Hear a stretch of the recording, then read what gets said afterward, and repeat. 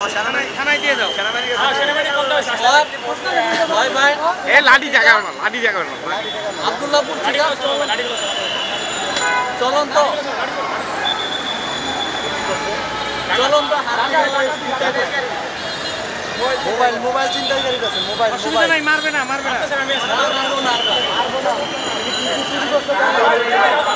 যারা এই সুযোগে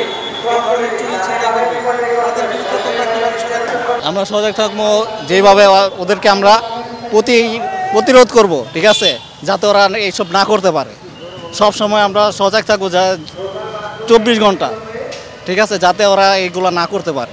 এখন সবাই মিলে কাজ করতেছে আর আইন শৃঙ্খলা মানে সব কিছু ঠিকঠাক মনে হচ্ছে আমার কাছে। যত এগোবে তত মানুষের মন মানসিকতা ওরকম মানে বড় ব্রড মাইন্ডের হতে হবে,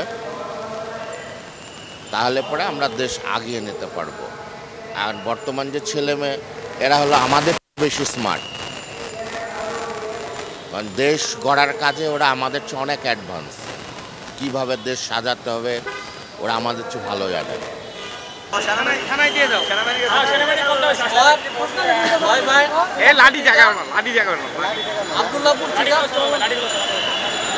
চলন্ত